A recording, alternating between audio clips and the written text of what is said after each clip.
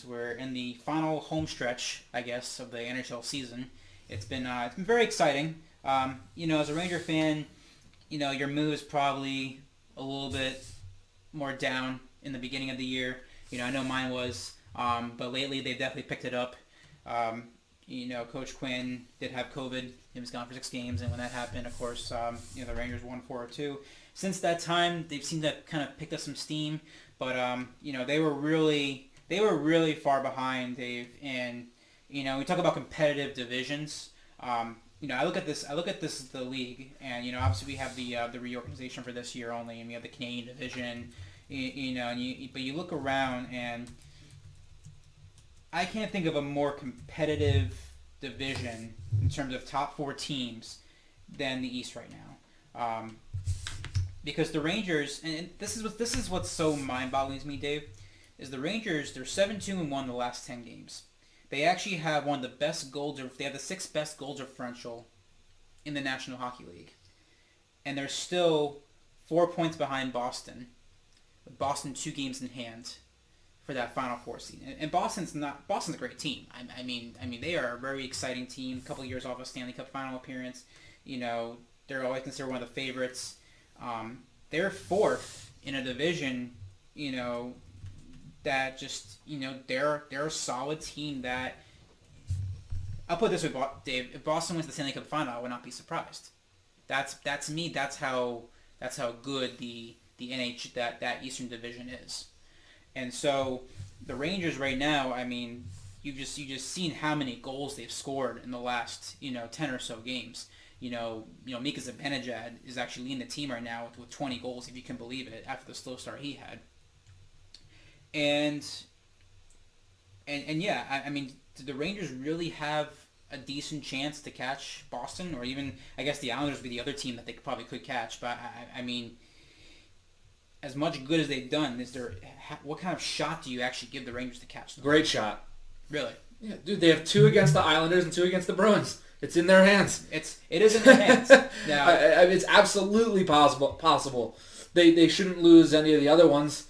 1 or 2 losses could really put them in some trouble. But mathematically, with 2 against Boston and 2 against the Islanders, they have a real shot. Well, their final 6 games, Dave, are teams above them. So they have the Capitals? So they have the Capitals twice, the Islanders twice, the Bruins twice. Now, the Yep. Islanders, I believe they get both games at home. I believe so. They have to get both games at home. Yep. And then the Capitals... Islanders actually in away. And then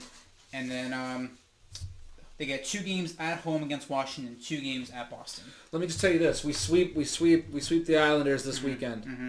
We're 1 point back, no matter what Boston does. Dave, of those 3 teams, which team do you think the Rangers are going to have the? I won't say easy. It's not easy, but which sweep is more likely? Islanders. You think it's the Islanders? Yeah, and because again the Islanders and again they were in the conference final last year. Never said it was going to be easy. You asked which one was going to be easy. So, yes. Barry Trotz, has his team, ready to go. Yep. But they have fallen off a little bit. They're actually 4-5-1 the last 10 games. What was once kind of a comfortable lead near the top with Washington and Pittsburgh. Now they're kind of falling behind Boston. And, if Boston kind of gets ahead of them, which Boston does have a game in hand, only 1 point back. So, the Rangers, Islanders, yes, this is... I'll say this, Dave. If the Rangers sweep the Islanders, I will give them a legitimate 50-50 shot that they can somehow in the last 4 games against Washington and Boston put together. Because in my mind, with Boston having 2 games in hand, I don't think they're catching Boston. Even if they were to sweep Boston those last 2 games of the season, I think with the 2 games in hand that Boston has, I don't see them being 4 points out with a potential sweep in that final weekend. Now, if they sweep the Islanders, obviously, like you said, they'll be 1 point back of the Islanders, and then it's really up to the Rangers.